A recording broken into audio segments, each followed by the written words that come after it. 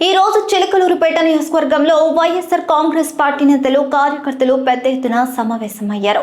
జగన్మోహన్ రెడ్డి గారి ఇచ్చిన పిలుపు మేరకు బాబు షూరిటీ మోసం గ్యారెంటీ ప్రజా అవగాహన కార్యక్రమం ఘనంగా నిర్వహించబడింది. ఈ సభకు హాజరైన ప్రతి ఒక్కరికి నిర్వాహకుల తరపున హృదయపూర్వక ధన్యవాదాలు తెలియజేస్తూ విశిష్ట అతిథిగా విచ్చేసిన వర్కింగ్ ప్రెసిడెంట్ గోపిరెడ్డి శ్రీనివాస్ రెడ్డి గారు అందరి ప్రశంసలు పొందారు. ఆయన సేవాభావం ప్రజలతోనూ ఆప్యాయత అనుబంధం సభలో స్పష్టంగా కనిపించింది. పల్నాడు గర్వకారణమైన బ్రహ్మనాయుడు గారి స్ఫూర్తితో రజనీ గారు రాజకీయ రంగంలో ముందుకు సాగుతున్నారు. ఈ కార్యక్రమంలో పాల్గొన్న కృష్ణా జిల్లాకు చెందిన గౌతమ్ రెడ్డి గారు, అలాగే రాష్ట్ర స్థాయి నాయకుడు నాగార్జున యాదవ్ గారు సభకు ప్రత్యేక ఆకర్షణగా నిలిచారు. ఇంకా స్థానిక మహిళలు, కార్యకర్తలు 2019లో ఎదురైన సమస్యల మధ్యన రజనీ గారిని బలంగా నిలబెట్టినట్టు మళ్ళీ ఎన్నికల విజయానికి సన్నద్ధమవుతున్నారు. ఈ రోజున మన చిలకలూరుపేట నియోజకవర్గంలో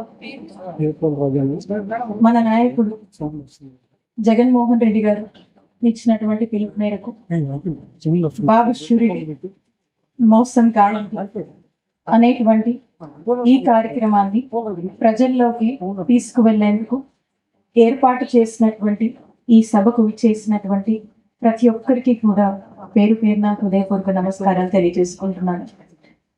మన నియోజకవర్గంలో ఈ కార్యక్రమం ఏర్పాటు చేస్తున్నామని ఆహ్వానించినటువంటి వెంటనే ఎన్ని పనులున్నా మరి రజనమ్మ వస్తామని మాట ఇచ్చి మరి ఈ రోజున ఈ కార్యక్రమానికి మన మధ్యకు చేసినటువంటి అతిథులు, మరి మన వర్కింగ్ ప్రెసిడెంట్ అన్నారు, మనము ఇక గోపిరెడ్డి గారు మరి నరసరావుపేటలో చూశారు.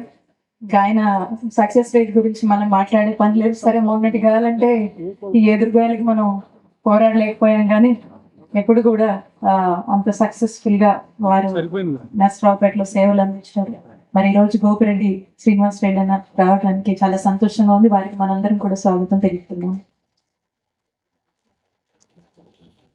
అలాగే పల్నాడు చరిత్ర గురించి మనము మాట్లాడితే బ్రహ్మనాయుడు గారిని మర్చిపోము, నాయమ్మ గారిని మర్చిపోము. మరి అలాంటి బ్రహ్మనాయుడు మనకు ఉన్నాడు. ఆయనే మన బల్లి బ్రహ్మనాయుడు అన్న.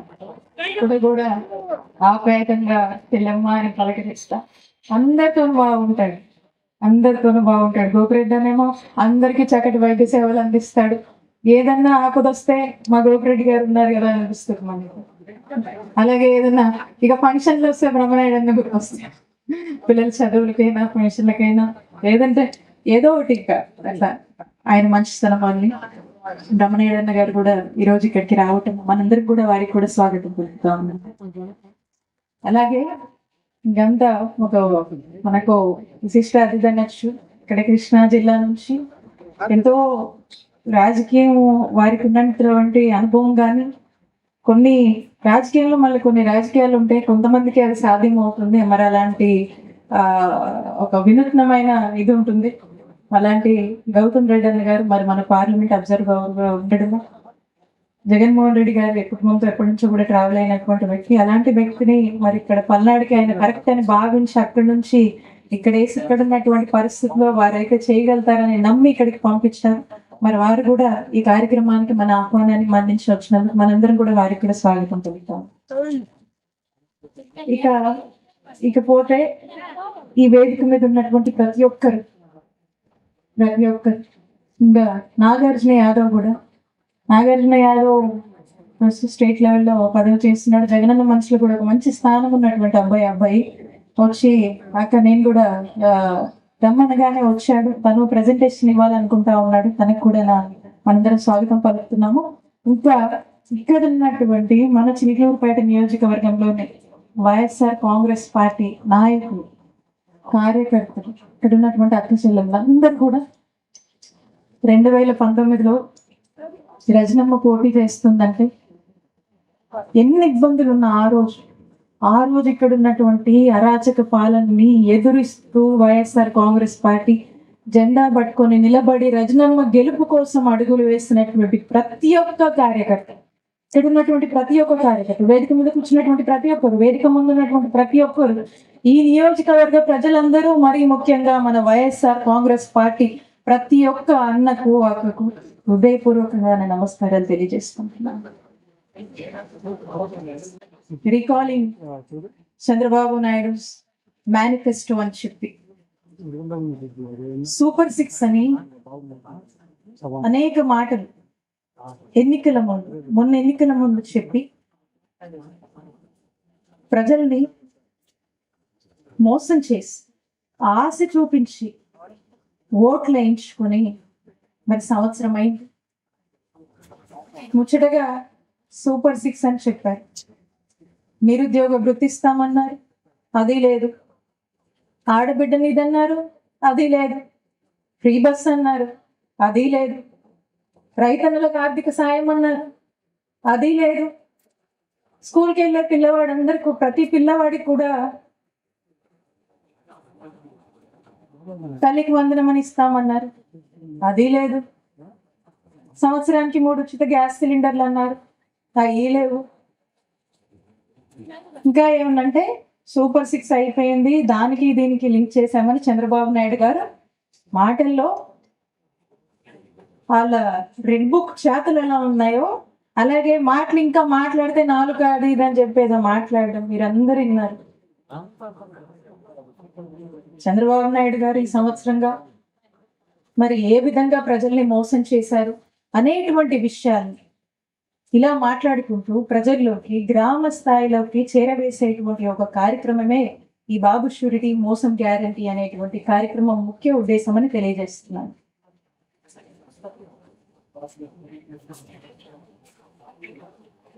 మన జగనన్న ఏదైతే నవరత్నాలని మన మేనిఫెస్టో ఇచ్చామో, మనం ఏదైతే చెప్పామో వచ్చిన సంవత్సరంలోనే డేట్లతో సహా చెప్పి ఒక క్యాలెండర్లో పండుగలు ఏ విధంగా రాసి ఉంటాయో ఆ మాదిరిగానే ఒక షెడ్యూల్ ఇచ్చి ఏ పథకం ఎప్పుడు ఇస్తున్నారో చెప్పి, ఎప్పుడు అకౌంట్లో డబ్బులు వేస్తున్నారో చెప్పి అన్నీ అమలు చేసి ఒక సంవత్సర కాలంలోనే 99% మేనిఫెస్టో అమలు చేసినటువంటి ప్రభుత్వం జగనన్న ప్రభుత్వం అని వైఎస్ఆర్ కాంగ్రెస్ పార్టీకి సంబంధించినటువంటి ప్రతి ఒక్క నాయకుడు, ప్రతి ఒక్క కార్యకర్త కాలర్ ఎగరేసుకొని చెప్పగలిగాడు. ఈరోజు మనం అడుగుతా ఉన్నాం ఈ కూటమి ప్రభుత్వాన్ని, చంద్రబాబు నాయుడు గారిని, మీరు చెప్పిన సూపర్ 6 మీరు ఇచ్చిన మాటలే, మీరు చెప్పిన హామీ మీదే సంవత్సర కాలమైంది, ప్రజలకు ఎందుకు ఇవ్వట్లేదు, వాళ్ళని ఎందుకు వాళ్ళ తలరాతలకు వదిలేశారు, వాళ్ళని ఎందుకు వాళ్ళ కన్నిటికి వదిలేశారు, మీరు ఇచ్చిన మాట మీద మీరు నిలబడండి అని వైఎస్ఆర్ కాంగ్రెస్ పార్టీ ఈ రోజు ప్రశ్నిస్తుందని చెప్పటమే ఈ బాబు షూరిటీ మోసం గ్యారంటీ యొక్క ముఖ్య ఉద్దేశం అని తెలియజేస్తా ఉన్నాను. కాస్త జ్వరంగా ఉండేసరికి చాలా విషయాలు మాట్లాడాలని ఉంది, కానీ కొన్ని విషయాలే ప్రస్తావిస్తున్నా, ఇంకో సందర్భంలో మాట్లాడారు. చిలకలూరుపేట నియోజకవర్గంలో ఎవరిని అడిగినా చెప్తారు, ఇక్కడి నుంచి స్టేట్ వరకు 2014 నుంచి 2019 వరకు ఇక్కడున్నటువంటి ఈ ఎమ్మెల్యే ఎన్ని మోసాలు చేశాడు, ఎన్ని అరాచకాలు చేశాడు, ఆఖరికి జర్నలిస్టులను కూడా చంపించాడనేటువంటి విషయం రాష్ట్రం మొత్తం కూడా తెలుసు. అయినా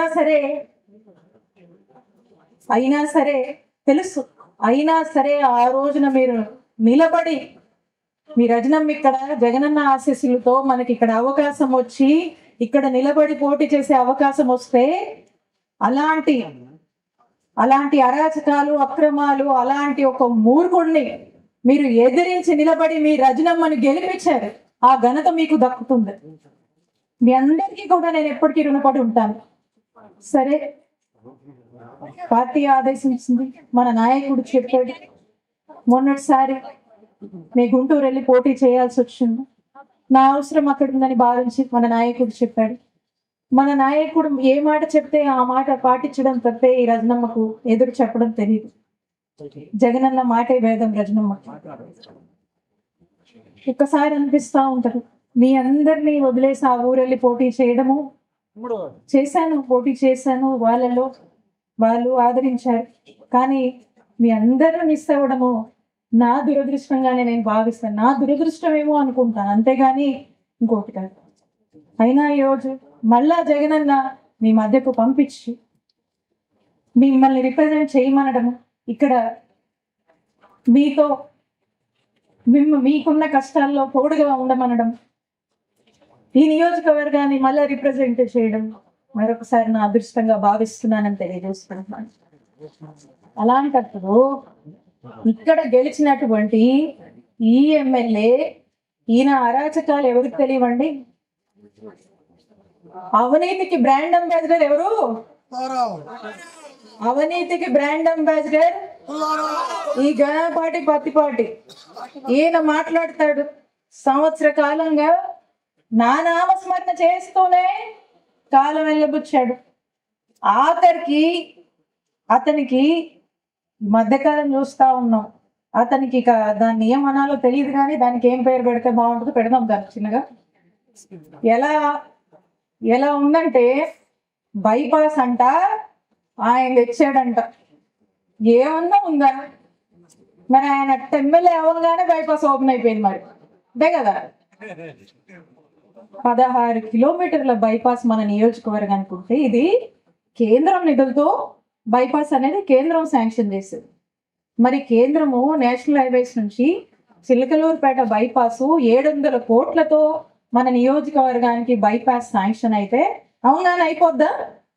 దానికి మీలాంటి రైతుల దగ్గరికి వెళ్ళి వాళ్ళ ప్రాజెక్ట్ వస్తుందని చెప్పి మీకు విషయాలు చెప్పి మీకు గిట్టుబాటు ధర మాట్లాడి మీ అందరి అంగీకారంతో అధికారులంతా తిరిగి మరి ఆ డబ్బులన్నీ కూడా ఎవరు ఇవ్వాలి? రాష్ట్ర ప్రభుత్వం. అప్పుడున్న ప్రభుత్వం ఎవరిది? మా జగనన్న ప్రభుత్వం. మన జగనన్న ప్రభుత్వం ఉండి ఆ 16 కిలోమీటర్లు వరకు ఎవరెవరైతే పొలాలు ఉన్నాయో ఆ పొలాలందరూ రైతులతో మాట్లాడి రేటు అధికారులు ఫిక్స్ చేసి వాళ్లకు సుమారు 650 మంది రైతులు ఉంటే 223 కోట్లు వాళ్ళకు ఆ రైతులకు సంబంధించి ఆ ల్యాండ్ అక్విజిషన్ కి సంబంధించినటువంటి డబ్బులు జగనన్న ప్రభుత్వం చెల్లించిందయ్యా ఎమ్మెల్యే. ఆ తర్వాత కోవిడ్ వచ్చి వాళ్ళు ఆ కాంట్రాక్టర్ ఎవరైతే చేస్తున్నారో అప్పుడు ప్రాజెక్ట్ ఎస్టిమేషన్ కి ఈరోజు కోవిడ్ వచ్చిన తర్వాత కాస్త రేట్లు పెరిగాయి, మాకు కాస్త గిట్టుబాటు అవ్వట్లేదని చెప్పి మాట్లాడితే మళ్ళీ నేనుండి మాట్లాడించి దాన్ని ఫాలో అప్ చేసి కాస్త మళ్ళీ రివైజ్ ఎస్టిమేట్ కూడా వేయించి వాళ్ళు ఎంబడి పడి ఎన్నిసార్లు తిరిగాము, ఎన్ని రివ్యూలు పెట్టాము, ఎన్నిసార్లు పనులు పరిశీలించడానికి వెళ్ళాము, ఇవన్నీ చేసి వెంటబడి రాత్రి పగలు ఆ కాంట్రాక్టర్లు ఎంబడి పడి పని చేయిస్తే రెడీ అయిందయ్యా మా చిలుకలూరుపేట బైపాసు. మా దురదృష్టం బైపాస్ రోడ్ అంతా ఏర్పాటైంది, ఎన్నికలకు కూడా వచ్చింది. అప్పటికీ కోవిడ్ నుంచి ఎంటబడతానే ఉన్నా. పెద్ద పని కదా. మా దురదృష్టం ఇంకంతే. ఎన్నికల కోడ్ వచ్చింది, ఓపెన్ చేయక అవులే. ఇక హైవేస్ వాళ్ళు ఈ ఎన్నికలు ఈ కోడ్ అంతా అయిపోయాక వాళ్ళు ఒక రోజు ప్రారంభించారు. చక్కగా ఇప్పుడు అందరూ మీ ఊరు నుంచే వెళ్తున్నాము, బైపాస్ చాలా చక్కగా చేయించారు అంటే మన జగనన్న హయాంలోనే చేయించుకోగలిగామని చెప్తే చాలా సంతోషం. ఇక్కడ నుంచి ఆ నెల్లూరు పోయే వాళ్ళు, ఒంగోలు పోయే వాళ్ళు, కడప దాకా పోయే వాళ్ళు, చెన్నై పోయే వాళ్ళు కూడా చాలా మంది మా ఎమ్మెల్యే ఫ్రెండ్స్ ఎవరైతే ఉన్నారో చెప్తా ఉంటారు, నువ్వు టౌన్ లో కాస్త ట్రాఫిక్ ఉండేదమ్మాయి, ఇప్పుడు కాస్త ప్రశాంతంగా వెళ్ళిపోతా ఉన్నాం, ఇప్పుడు మీ ఊరు సెంటర్ లో అటు నుంచి వెళ్తున్నాం, కన్వీనియంట్ గా ఉందని చెప్పి అంటా ఉంటారు. బాగా చేయించావు అని అంటా ఉంటారు. ఇప్పుడు దీన్నంట ఈ ఎమ్మెల్యే చేయించాడంట. దాంట్లో కూడా ఇందాక ఎవరో చూపిస్తా ఉన్నాడు, నాకు పేపర్ అది చూపిస్తాను, ఫస్ట్ పెట్టుకున్నాడని చెప్పి నేను అదే చూసి అంటా ఉన్నాను. ఈ ఎమ్మెల్యే పరిస్థితి ఎట్ట దిగజారిపోయాడంటే ఈయన ఎట్ట దిగజారిపోయాడంటే వదిలిపెడితే ఈయనే జనం పిచ్చోళ్ళేమో అని చెప్పి ఆ రైతు భరోసా కేంద్రాలు, ఆరోగ్య కేంద్రాలు, సచివాలయాలు కూడా నేనే తెచ్చాను, నా వల్లే సాధ్యమైందని చెప్పుకునేటట్టున్నాడు ఈ ఎమ్మెల్యే. అట్టున్న పరిస్థితి. ఎందుకంటే ఈయనే ఓడిపించాడు, నేనేం చెప్తే అదే అని అనుకుంటా ఉండు. ఊరు పోయి నా నామస్మరణ ఏమంటే అదే ఇది. ఇక్కడ అవినీతి పరుడు ఎవరో చాలా చెప్పొచ్చు. అవినీతి పరుడు ఎవరో, అక్రమాలు చేసేది ఎవరో, పొద్దున్న లేస్తే దీపంలో ఉంటాడు, వాళ్ళకి అదే నోట్లోకి వస్తుంది, అదే మాట్లాడతారు. అది చేసేవాడికే ఆ మాటలు వస్తాయి, ఎందుకంటే ఇంకోరికి రావట్లా. ఇక్కడ నోరు ఎట తిరిగితే అట మాట్లాడతారు. అది అది విఘ్నతకు వదిలేదు. ఎందుకంటే అది ఇంటి నుంచి రావాలి. సంస్కారం అనేది ఇంటి నుంచి ఉండాల్సింది. మనం ఒకరు చెప్తే వచ్చేది కాదు. కానీ అది వాళ్ళ పాపానికి వాళ్ళ విఘ్నతకి వదిలేయాలి. అట్లుంది ఎమ్మెల్యే పరిస్థితి ఇక్కడ. గవర్నమెంట్ హాస్పిటల్ అన్నా మీ ఆశీస్సులతో, మీ అందరి చిలుకూరుపేట ప్రజల ఆశీస్సులతో, జగనన్న ఆశీస్సులతో వైద్య ఆరోగ్య శాఖ మంత్రిగా అయ్యే అవకాశం నాకు జగనన్న ఇచ్చాడు. ఇక్కడ ప్రజలు గెలిపిస్తే మా నాయకుడు జగనన్న నాకు ఒక అవకాశం ఇచ్చాడు. అవకాశం ఇచ్చినప్పుడు ఎవరికైనా మనసులో ఏం కోరిక ఉంటుందన్నా చెప్పండి. ఒక్క మంచి హాస్పిటల్ మా ఊర్లో తీసుకురావాలని ఉంటుందా ఉండదా చెప్పండి అన్న. 30 పడకల హాస్పిటల్ ఉంటే చిలుకూరుపేట హాస్పిటల్ హైవే మీద ఉండి ఎన్ని యాక్సిడెంట్లు అయితే మిగతా జిల్లాలందరూ కూడా, చుట్టుపక్కల ఉన్న జిల్లాలందరూ కూడా యాక్సిడెంట్లు అయినా, ఎమర్జెన్సీలు అయినా, డెలివరీ అయినా ఇక్కడికి వస్తారు మన హాస్పిటల్కి. ఉన్నటువంటి అలాంటి హాస్పిటల్ని ఆ రోజున ఉన్నటువంటి పరిస్థితుల్లో అక్కడేదో కట్టాలని చెప్పేసి ఏదో లో లెవెల్లో అసలుకి ఏదో మునిగిపోయినట్టుగా అట్లా ఉండి ఏదో నడుస్తూ ఉంటే ఇట్లా కాదని చెప్పి పిలుచుకొని కూర్చొని మొత్తం మళ్ళీ నేను వెళ్ళి చెక్ చేసి ఒక కొత్త ఎస్టిమేట్ వేయించి ఆ బేస్ లెవెల్ పెంచి, ఎందుకంటే పక్కన వాగు బేస్ లెవెల్ పెంచి హాస్పిటల్ని, నూతన హాస్పిటల్ని 30 పడకలని 100 పడకలకి నిర్మాణం చేయించేదానికి చొరవ చూసి నేను కట్టించి మా జగనన్న ఆశీస్సులతో ఇక్కడ ఉన్నటువంటి ప్రాంత ప్రజలకు దీన్ని అంకితం చేయాలి. 100 ఏళ్ళు ఉంటుంది ఈ హాస్పిటల్, చుట్టుపక్కల జిల్లాలకు ఉపయోగపడుతుంది. ఈ జనానికి ఉచిత వైద్యం అందిస్తారని చెప్పి ఆ రోజు అందించినటువంటి అవకాశంతో ఆరోగ్య శాఖ మంత్రిగా నేను ఉండడంలో అక్కడ ఉన్నటువంటి అధికారులతో మరింత చొరవ చూపించి దగ్గర నుండి ఇష్టంగా ఒక ఆలోచనతో ఒక మంచి ఉద్దేశంతో ఆ హాస్పిటల్ నిర్మించుకొని ప్రారంభించినప్పుడు మిగతా వాళ్ళు కొంతమంది డాక్టర్లను కూడా ఇన్వైట్ చేశాం. వాళ్ళు వచ్చి ఇక్కడ ఎక్విప్మెంట్ చూసి, అమ్మా నువ్వు మా ప్రైవేట్ హాస్పిటల్ కన్నా మించి గవర్నమెంట్ హాస్పిటల్లో ఎక్విప్మెంట్ అంతా ఇప్పించు, బాగుంది, దీన్ని చూస్తుంటే గవర్నమెంట్ అని మాకే అనిపించట్లేదు, మేము ఇన్ని రోజుల నుంచి కార్పొరేట్ హాస్పిటల్స్ రన్ చేస్తున్నామని కొంతమంది ఆహ్వానించినటువంటి డాక్టర్స్ ప్రశంసించారు. ఆ రోజున మేము, కృష్ణబాబు గారు సెక్రటరీగా ఉన్నారు, వచ్చి అందరూ డిపార్ట్మెంట్ అంతా వచ్చి చాలా చక్కగా ఒక పండగ వాతావరణంలో హాస్పిటల్ ప్రారంభిస్తే ఏం మాట్లాడతారు. ఆ రోజు నేను అది నిర్మాణం చేసి చక్కగా రన్ అయ్యేలాగా అన్ని ఫెసిలిటీస్ని, అన్ని ఇన్ఫ్రాస్ట్రక్చర్ ఫెసిలిటీస్ని ఏర్పాటు చేశాను. అప్పుడే నేను అవతలకి కొంచెం చూసి ఆ పక్కన వాగుంది, ఏదో వర్షము లేకపోతే విపరీతమైన ఏదన్నా అవుతే ఆ వాగు ప్రభావం వల్ల, ఆ వర్షము, ఆ నీళ్ల ప్రభావం వల్ల ఏదన్నా నీరు గనక ఈ హాస్పిటల్ వైపు వస్తే ఆ హాస్పిటల్ బిల్డింగ్ కి ఇబ్బంది అవుద్ది, అక్కడ ఏమన్నా ఇబ్బంది పడతామని చెప్పి దీనికి ఒక పెద్ద రిటైనింగ్ వాల్ కట్టాలని భావించి దేవుడి దయ వల్ల ఆ రోజు ఆరోగ్య శాఖ మంత్రి చేతిలో ఉండడం వల్ల జగన్మోహన్ రెడ్డి గారికి చెప్పుకొని మా అధికారులతో ఎంబటి ఎస్టిమేట్ వేసి 10 కోట్లు దానికి బిల్డింగ్ ఆ వాల్ కి నేను శాంక్షన్ చేయించి జీవో తెచ్చి దాదాపు 10% పైగా కూడా పనులు కంప్లీట్ అయ్యాయి.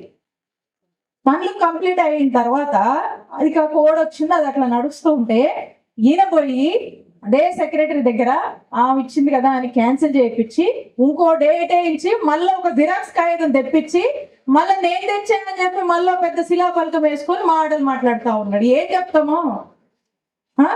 నేను అడుగుతా ఉన్న ఎమ్మెల్యేని, ఆ కృష్ణబాబు గారు, ఆయన అప్పుడే సెక్రటరీ, ఆయన కూడా ఉన్నారు, ఆయన అడగండి. అదే చైతన్ ఆయనే 10 కోట్లతోని మేము మాట్లాడుకునే ఆ రిటైనింగ్ వాల్ శాంక్షన్ కి 10 కోట్లతో శాంక్షన్ తెచ్చి 10% పనులు చేయించాము.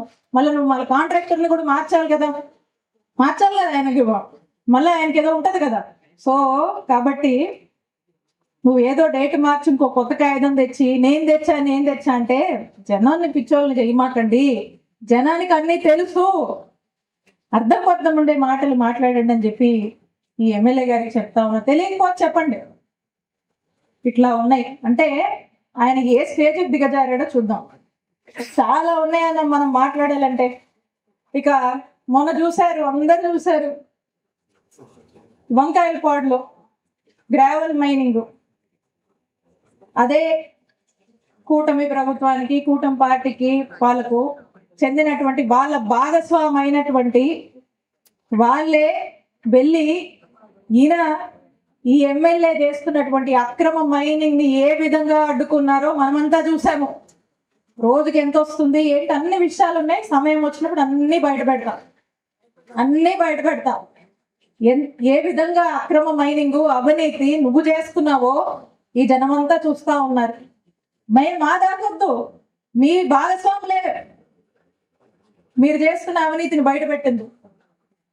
కాబట్టి ఎంత పీక్స్ కి చేరారో ఒకసారి ఆలోచన చేయండి. అసలు ఇంకా చాలా ఉన్నాయి ఇంకా మాట్లాడాలంటే. ఇక రేషన్ మాఫియా గురించి చెప్పే పనే లేదు. రేషన్ మాఫియా రోజుకు ఒక ఆర్టికల్ చూస్తున్నాం న్యూస్ పేపర్లో. రేషన్ మాఫియా ఏ విధంగా నడిపిస్తా ఉన్నారు. ఇక గుట్కా దంద గురించి చెప్పేదే లేదు. ఇక ప్యాకాట్ అయితే ఎప్పుడు లేదు అన్న. నేను మీ అందరిని ఒకటి అడుగుతా ఉన్నాను, మనం ఉన్నప్పుడు ఈ నియోజకవర్గంలో ప్యాకాట్ నడిచిందా? ఎక్కడన్నా నిన్నారా? ఎక్కడన్నా ఆడలు ఏడ్చుకుంటూ కూర్చున్నారా? చెప్పండి.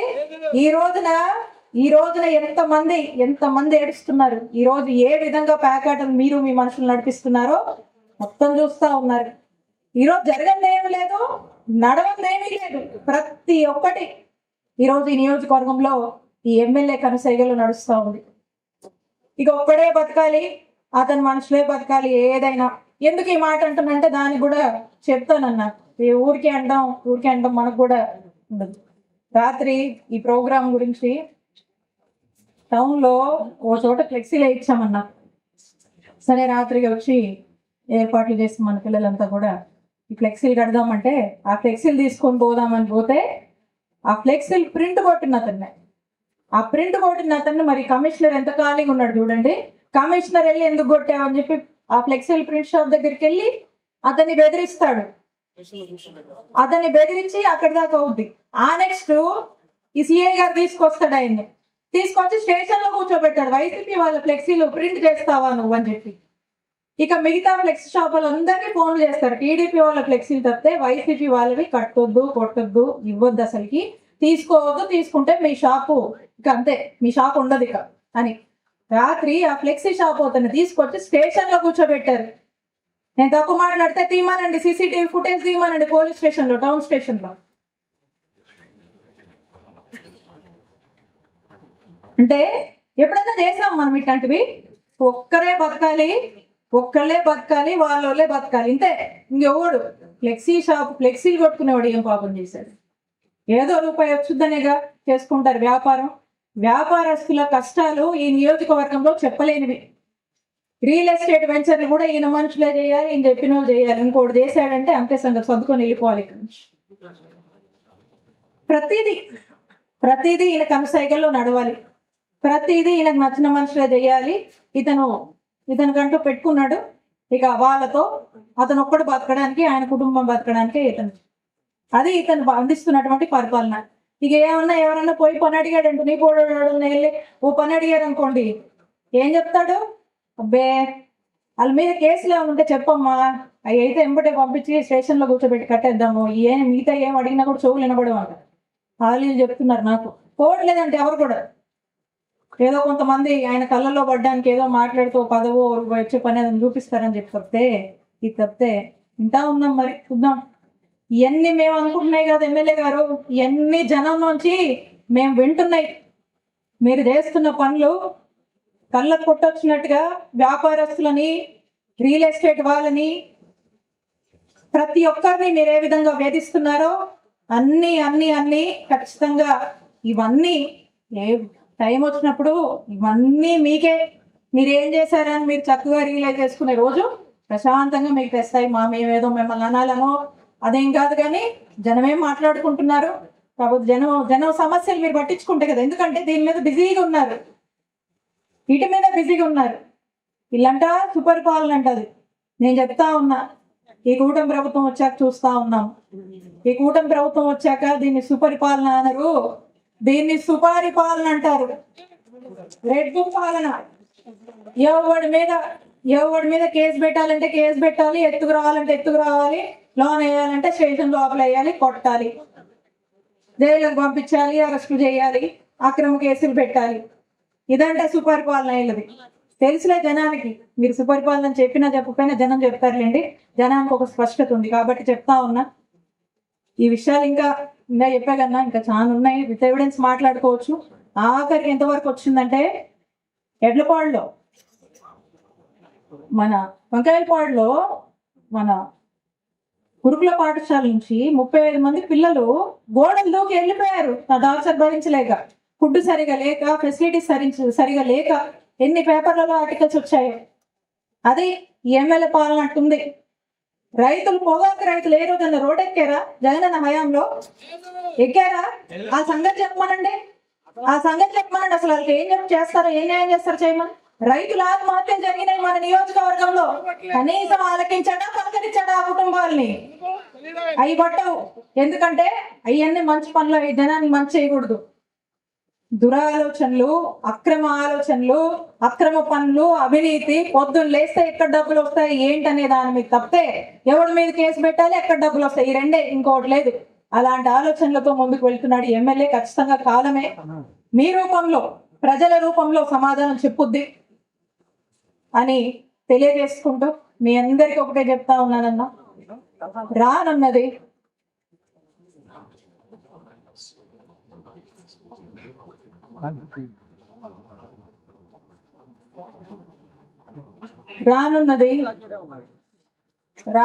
జగనన్న ప్రభుత్వం.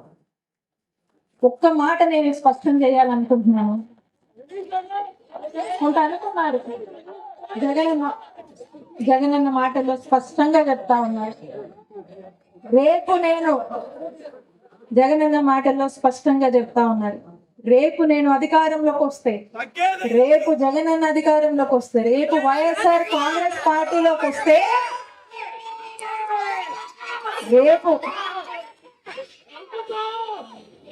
రేపు రాబోయే జగనన్న ప్రభుత్వం కార్యకర్తల ప్రభుత్వం. రేపు రాబోయే జగనన్న ప్రభుత్వం వైఎస్ఆర్ కాంగ్రెస్ పార్టీ జెండా పట్టుకొని కష్టపడేటువంటి నాయకుల ప్రభుత్వం. రేపు రానున్న ప్రభుత్వంలో వైఎస్ఆర్ కాంగ్రెస్ పార్టీ నాయకులు, కార్యకర్తలు చే ప్రజలకు మంచి చేసే ప్రభుత్వం జగనన్న ప్రభుత్వం అని తెలియజేసుకుంటా ఉన్నాను. కాబట్టి మన ప్రభుత్వం కోసం, మన జగనన్న పాలన కోసం ఇక్కడ ఉన్నటువంటి ప్రజలు, వైఎస్ఆర్ కాంగ్రెస్ పార్టీ ప్రజలు, ఎంతో మంది మహిళలు ఎదురు చూస్తున్నారు. సమయం వచ్చినప్పుడు ఈ కూటమి ప్రభుత్వానికి బుద్ధి చెప్పడానికి ప్రజలు సిద్ధంగా ఉన్నారు. వీళ్ళ పాపాలు, వీళ్ళ అవినీతి, వీళ్ళ అక్రమాలు, వీళ్ళ వేధింపులు పండే రోజులు తొందరలోనే వస్తాయని తెలియజేసుకుంటూ ఒక్క చిన్న మాట, కాస్త ఐ ఇన్ఫెక్షన్ వచ్చింది నాకు. ఈ ఐ ఇన్ఫెక్షన్ వచ్చేసరికి దాంతో పాటు వైరల్ ఫీవర్ వచ్చింది. మరి ఐస్కి ఇన్ఫెక్షన్ వచ్చేసరికి కాస్త ఇది ఒకరి నుంచి ఒకరికి వస్తుంది. అట్లా పిల్లలు కూడా వచ్చింది. దానివల్ల నేను కొంత ఈ బయటికి కాస్త డస్ట్ ఉండొద్దని నేను ఇంట్లోనే ఉన్నా. దానికి కూడా రకరకాల ప్రచారాలు పెట్టారండి వీళ్ళు. దానికి కూడా ఐ ఇన్ఫెక్షన్ వచ్చినా, జ్వరం వచ్చినా కూడా ప్రచారాలు అట్లా ఉన్నారు. అంటే ఎందుకో మరి అంత భయం వాళ్ళకి, నేనంటే నాకు అర్థం కాదు. నేనంటే భయం, నేను వైఎస్ఆర్ కాంగ్రెస్ పార్టీ సభ పెట్టుకుంటే భయం, ర్యాలీ పెట్టుకుంటే భయం, ఎంఆర్ఓ ఆఫీస్ లో రిప్రజెంటేషన్ ఇస్తే భయం, ప్రజలమ్మ బయటకు వచ్చినా భయం, కారులో ఈ నియోజకవర్గంలో తిరిగినా భయమే. అంత భయం ఎందుకో నాకు అర్థం కాదు. కానీ నేను చెప్తా ఉన్నా, ఇక్కడ ఉన్నటువంటి మా వాళ్ళంతా, వాళ్ళ ప్రేమే నా బలం, వాళ్ళ ప్రేమే నా బలం, వాళ్ళ ఆశీస్సులే నా ధైర్యం. తిరుగుతాను ఖచ్చితంగా. మీరెన్ని కేసులు పెట్టినా, ఏం చేసినా తిరుగుతాను ఖచ్చితంగా. నా నిజాయితీయే నా బలం అని చెప్తా ఉన్నాను ఈ ఎమ్మెల్యేకి. నువ్వు వాగినంత మాత్రాన ఈ జనానికి తెలియదు అనుకోకు. నీ నోరట్టు వాళ్ళు పని చేస్తుంది, ఏం చేస్తాము పాపం. నీ నోరట్టు తిరుగుతుంది, ఏం చేస్తాము. ఇంకెందుకు మాట్లాడాలి నీ గురించి, అది నీకు నీ విఘ్నతకు వదిలేయాలి. కానీ నా నిజాయితీయే బలం. నువ్వు మాట్లాడుతావు కదా అవినీతి అని, నీది నిలువునా అవినీతి నీకు తెలుసు. నువ్వు చేసావు, నువ్వు చేస్తున్నావు. నేను కాదు, రజనమ్మ నిజాయితీయే రజనమ్మ బలం. అదే ఈ నియోజకవర్గంలో నిలబెడుతుంది అని మరొకసారి తెలియజేసుకుంటా ఉన్నాను. ఎన్ని కేసులు పెడతావయ్యా? మా కార్యకర్తల మీద పెట్టావు, మా నాయకుల మీద పెట్టావు, నా మరిది మీద పెట్టావు. జర్నీలో ఉంటాడు నా మరిది, ఆయన మీద పెట్టాడు. ఇంకో మరిది గోపి మీద పెట్టి 4 రోజులు జైల్లో వేసావు. నన్ను ఎదుర్కోలేక అందరి మీద పెట్టి చివరికి నా మీద కూడా పెట్టి నన్ను వేధించావు. అయినా నీలాగా 4 సంవత్సరాలు కార్యకర్తలను వదిలేసి పారిపోలేదు నేను. పారిపోను. ఇన్ని వేధింపులు పెట్టినా ఏం చేసినా 4 సంవత్సరాలు నియోజకవర్గాన్ని వదిలేసి పారిపోయింది ఎవరు? మీ నాయకుల్ని అడగండి చెప్తారు. మీ నాయకుల్ని అడిగని చెప్పారు. పారిపోయింది ఎవరన్నా? కాన్స్టిట్యున్సీని వదిలేసి పార్టీ అధికారం కోల్పోయాక పదవులు అనుభవించి పారిపోయింది ఎవరు? మేం కాదని గుర్తు చేస్తా ఉన్నా. మేము నిలబడతాం. మా నాయకుడు కష్టం వస్తే నిలబడతాం. మా నాయకుడిని నిలబెడతాం. అంతేగాని పారిపోం మేము, భయపడం మేము. పెట్టుకో, ఇంకేంది పెట్టుకుంటావు? పెట్టుకో, ఇక్కడే ఉండి చూస్తాం, తేలుస్తాం. మేము కూడా నిలబడతాం. మరొకసారి తెలియజేసుకుంటూ ఈ కార్యక్రమానికి వచ్చినటువంటి ప్రతి ఒక్కరికి మరొకసారి నా కృతజ్ఞతలు తెలియజేస్తున్నాను. ఇంకొక మాట, కొంచెం ఆరోగ్యం అప్సెట్గా ఉన్నా కూడా నాయకులే ముందుండి అందరూ వాళ్ళే ఉండి లీడ్ చేశారు. సంతోషం. బహుశా నాకు అదే ఎనర్జీని ఇచ్చిందని అనుకుంటా ఉన్నాను. మరొకసారి మీ అందరికీ కూడా ప్రత్యేక కృతజ్ఞతలు. నా ముందుండి లీడ్ చేసినందుకు థ్యాంక్ యూ సో మచ్. ఇందాక మనం కొన్ని విషయాలు మాట్లాడుకున్నాము. ఈ ఎమ్మెల్యే సంగతి. ఈ ఎమ్మెల్యే జనాన్ని మోసం చేయడమే కాదు, ఈ ఎమ్మెల్యేలను కూడా మోసం చేస్తాడు. అందుకు సాక్ష్యమే మన బ్రహ్మనాయుడు అన్న. ఎందుకంటే చూడండి, ఒకసారి తిరిగేసి చూడండి అసెంబ్లీ సాక్షిగా బ్రహ్మనాయుడు అన్న ఈ ఎమ్మెల్యే చేసినటువంటి మోసాలు, ఈ ఎమ్మెల్యే ఎంత దుర్మార్గుడో అసెంబ్లీ సాక్షిగా బ్రహ్మనాయుడు అన్న చెప్పాడు. బ్రహ్మనాయుడు అన్ననే నేను మోసం చేశాడు ఈయన. అలాంటి వ్యక్తి ఎమ్మెల్యే. అదో మాట చెప్పాలని, కామన్ మ్యాన్నే కాదు, ఇట్లాంటి పెద్ద మనుషుల్ని ఎమ్మెల్యేలని కూడా మోసం చేసేటువంటి మోసపు చరిత్ర ఉన్నటువంటి వ్యక్తి ఎమ్మెల్యే అని మరోసారి తెలియజేస్తూ